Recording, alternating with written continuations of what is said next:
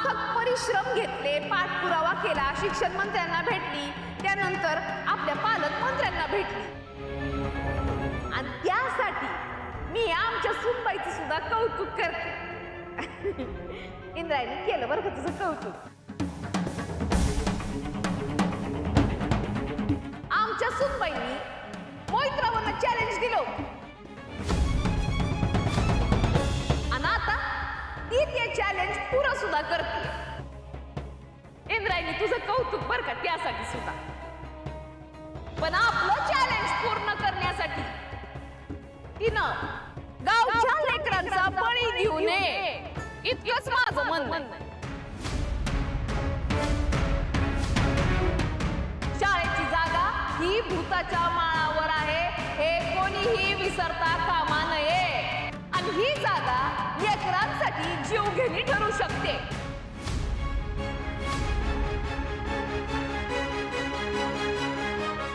सुनबाई, आपली इच्छा पूर्ण करण्यासाठी, चॅलेंज पूर्ण करण्यासाठी गावातल्या लोकांचा बळी देणं हे अन्यायकारी आहे आणि अमानुष आहे.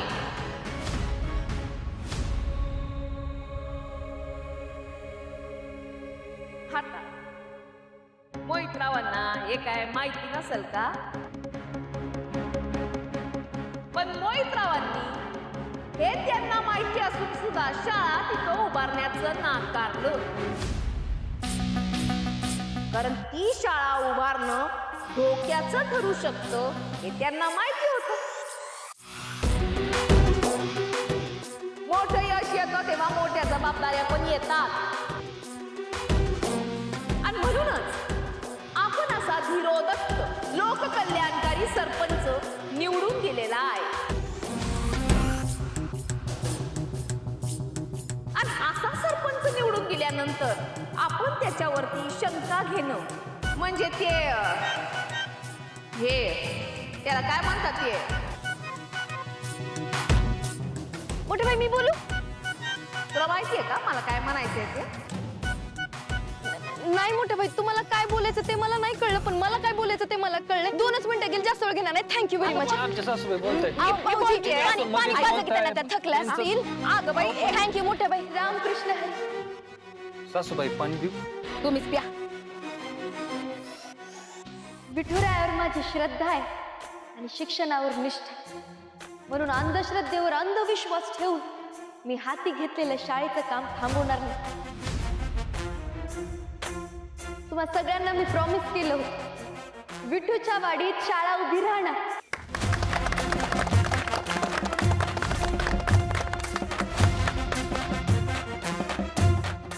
शाळा कुठे उभी करणार? भूताच्या माळावर? हो मोठ्या बाई, सरकारनं जमीन तिथंच दिली ना, शाळा तिथंच उभी राहणार. आज स्वातंत्र्य दिनाच्या मुहूर्तावर शाळेच्या भूमिपूजनाचा कार्यक्रम सुरू. तेव्हा सगळ्यांना आग्रहाचं निमंत्रण.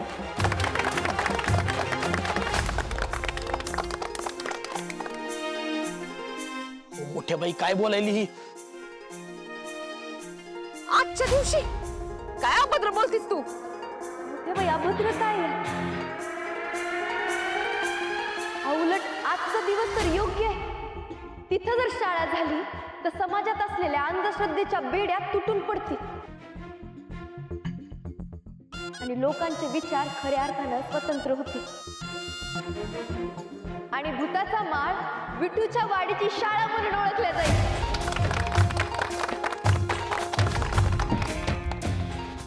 विठुरायाचा आशीर्वाद आहे तुम्हा सगळ्यांचा या असू द्या. मोठ्या बाई तुमचा या आशीर्वाद असू द्या बरं. रामकृष्ण हरी. रामकृष्ण हरी.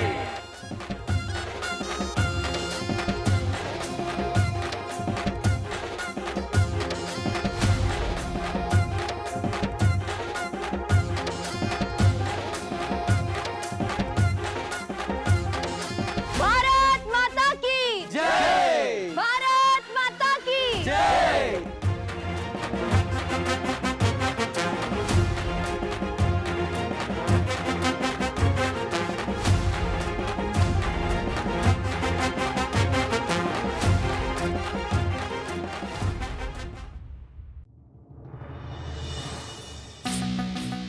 मोहितराव बोडके पाटील. तरुणाईचा श्वास, विकासाचा ध्यास म्हणजे मोहितराव बोडके पाटील. जनतेच्या मनातला नेता, युवा शक्तीचा खरा चेहरा म्हणजे मोहितराव बोडके पाटील.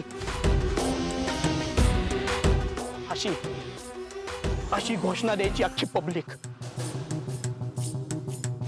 पण तुमच्या सुनबाईनं पारखिंडार पाडलंय आमच्या पब्लिसिटीचं पारखिंडार. हो मोठ्या बाई, अहो बघताय ना काय करते तुमची सुनबाई. तुमची सुनबाई ना आमच्या करिअरची पार वाट लावायला निघाली. आणि आम्ही जर बुडालो ना तर तुमच्या पण करिअरची नाव बुडणार आहे. दिसतंय ना तुम्हाला. आंधळी नाहीये मी. मग करा करा काहीतरी.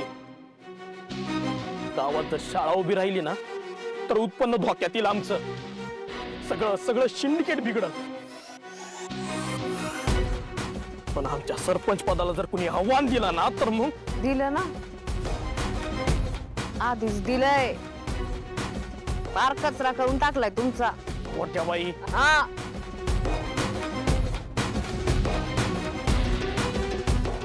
आवेश योग्य ठिकाणी दाखवायचं, नाही तर तोंडावरती पडा. मोठ्या बाई आता तुम्ही आम्हालाच तुम्हालाच सांगते, तुमच्या माणसांना कामाला लावा. गावभर त्या कार्टीची बदनामी करा. अख्खं गाव तिच्या विरोधात उभं राहिलं पाहिजे. तिचे सगळे प्लॅन, तिच्या सगळ्या योजना उधळूनच लावा. काही झाले तरी शाळा होता कामा नये. येतंय ना तुमच्या लक्षात.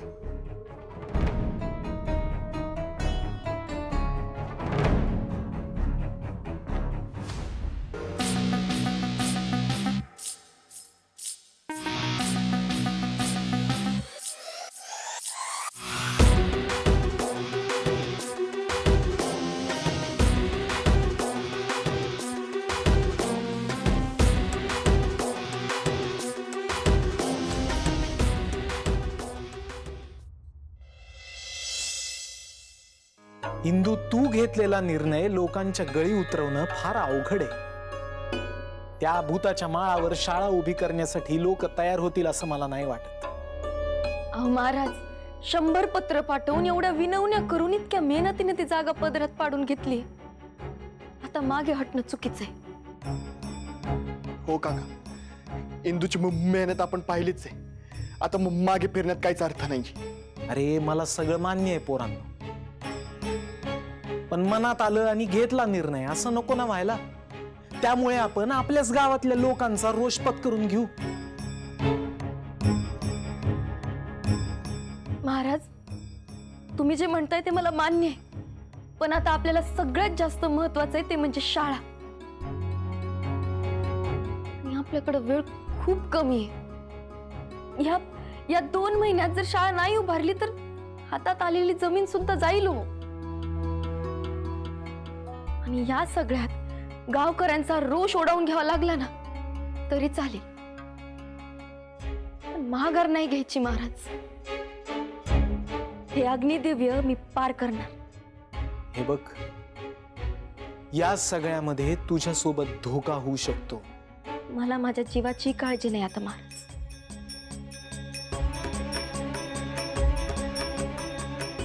मला तुझ्याकडनं हेच अपेक्षित होतं. आता तुझा हा निर्धार शेवटपर्यंत असाच कायम राहू दे. तू काळजी करू नकोस, तू लढ. आम्ही आहोत तुझ्या सोबत.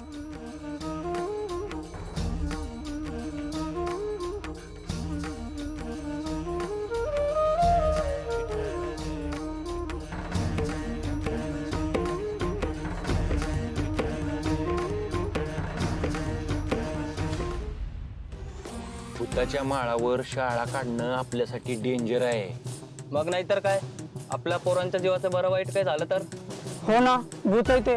पोरं न शिकता घरी बसू देत, नाहीतर 7 किलोमीटर लांब जातील शाळेला. ते परवडतं या. भूताच्या माळावर शाळा नको म्हणजे नकोच.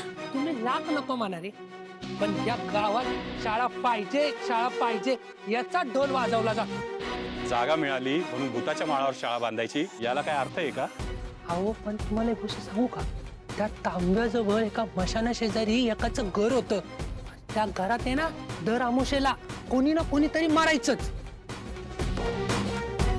अहो इथं तर अख्खी शाळा भूताच्या माळ्यावर बांधली जाते. आता कोण वाचल तुम्हीच सांगा बरं, कोण वाचल? हो बरोबर आहे दादा तुमचं. आपल्या पोरांच्या भल्यासाठी भूताच्या माळावर शाळा होऊ द्यायची नाही म्हणजे नाही. हो बरोबर आहे तुमचं. आता काय हो, भूताच्या माळावरच्या शाळेला तुम्ही नकारच द्या. दर अमावस्याला तिथे मांत्रिक येतात. एक रात्री तुम्ही स्वतः त्यांना पाहिले. तिकडून कसा वाचलो ना माझं मलाच माहिती आहे. आणि त्या वाटेला ना आता मी जातच नाही. अहो पण आमच्या पोरांचं शिक्षणाचं काय मग? शाळेत कधी जाणार? अहो पोरांचा जीव मोठा की शाळा. बरोबर आहे तुमचं. तिकडे भूताच्या माळावर शाळा नकोच.